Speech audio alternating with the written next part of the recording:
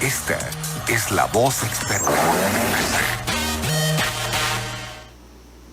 Gracias por continuar con nosotros en Noticias Morelos a través de Radio Fórmula 106.9 FM. Es martes y es momento de Fórmula Jurídica y ya se encuentra con nosotros el maestro Omar Alexandro López Ortiz, la voz experta de este día. Muy buenas tardes. Gracias, Tere. Pues un placer estar aquí en tu programa y saludos a todos tus radioescuchas. No, y gracias por la espera. No, para nada, al contrario, fíjate que me siento muy halagado y contento de estar en tu programa y que esta semana, y bueno, y todo el mes, y yo creo que todos los días habrá que celebrar y conmemorar el Día de la Mujer, ¿no? Que ya se acerca el 8 de marzo. No únicamente el 8 de marzo, sí, claro, sino los 365 días del año. Exactamente. Se debe de conmemorar a la mujer. Sí, bueno, también al hombre, también no voy a decir, porque si no, se van a venir encima todos los varones.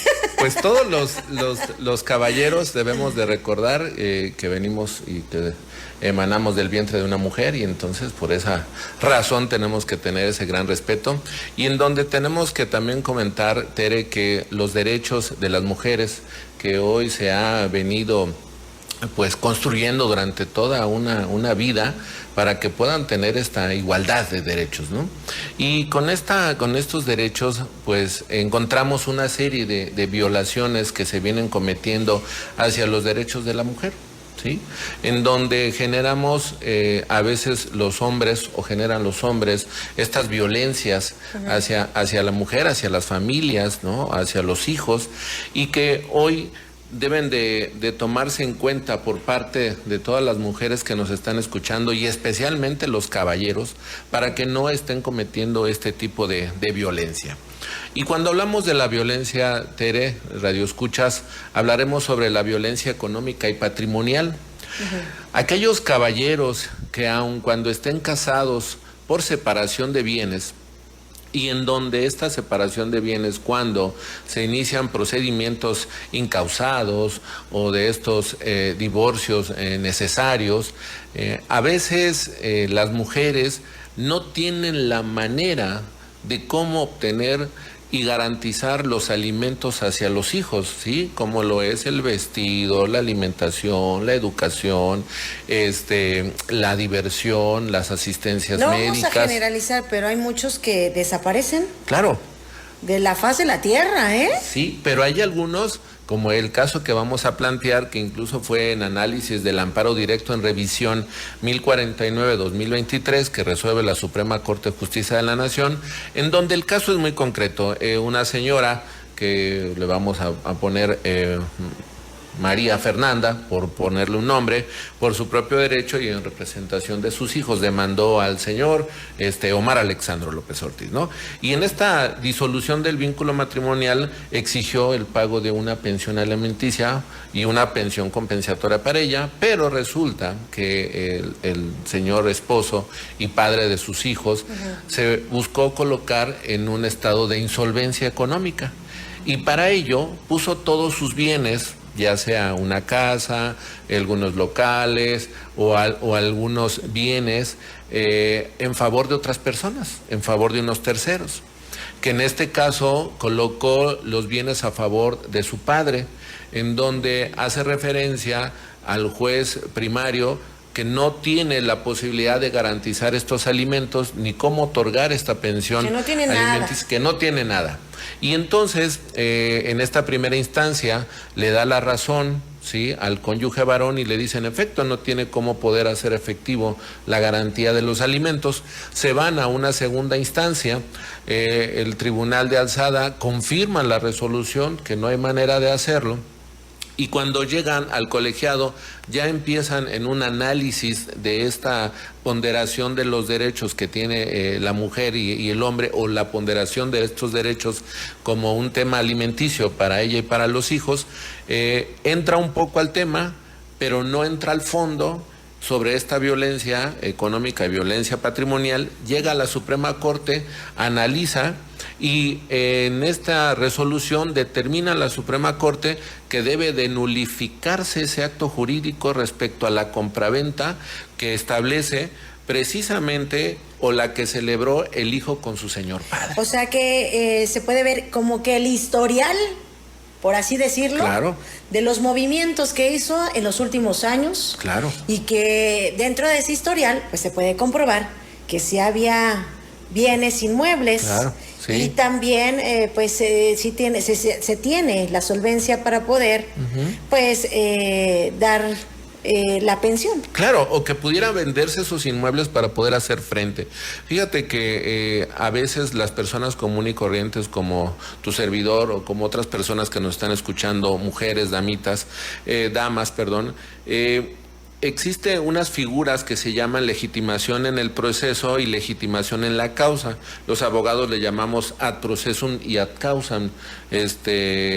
Pero evidentemente esta situación, Tere, a veces no es entendible para los que nos están escuchando, pero lo que sí puede ser entendible y lo que puede incluso reclamarse es la simulación de estos actos jurídicos, que esta simulación incluso deviene ya de resoluciones de amparos directos con número 4017 de 1935, Tere.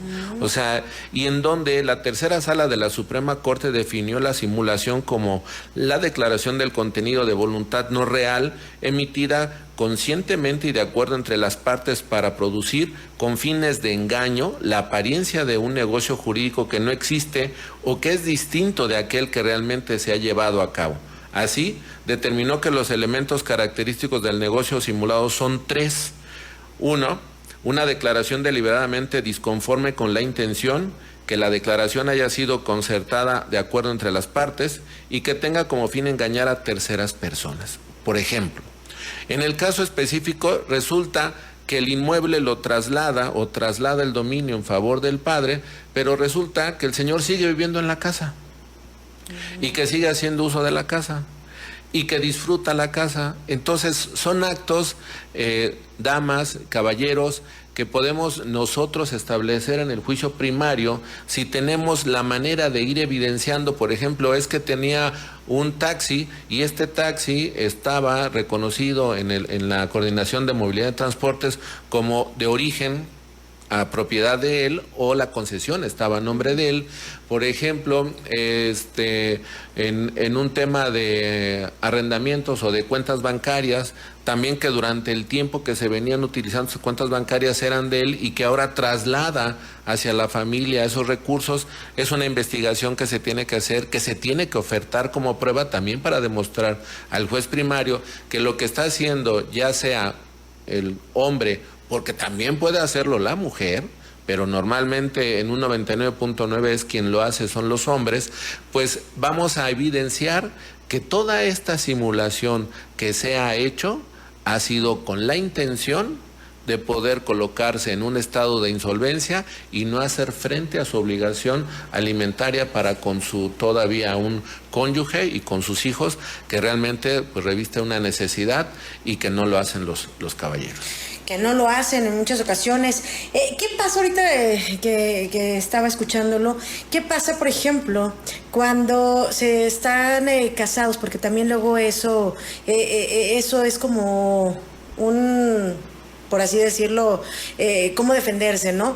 Cuando están por bienes separados, se da este divorcio, esta separación. Claro. ¿Qué es lo que hay ciertos años en donde podría, repartirse los bienes, porque finalmente lo hicieron con ambos, ¿no? Lo que pasa es que aquellos bienes existen, ojo, las damas que hoy decidan contraer matrimonio, establezcan estas famosas capitulaciones matrimoniales en el acta de matrimonio, en donde se establezca que los bienes, que aun cuando se casen por separación de bienes, bueno, cada quien corresponde a sus bienes, pero si establecen una sociedad conyugal, pueden establecer que los bienes que eran del cónyuge y de la mujer pueden formar parte de este acervo matrimonial, ¿no? Que puede formar parte. Pero si están por separación de bienes, no, Tere, no entra en esta repartición. ¿Y ni teniendo hijos? No, ni teniendo hijos.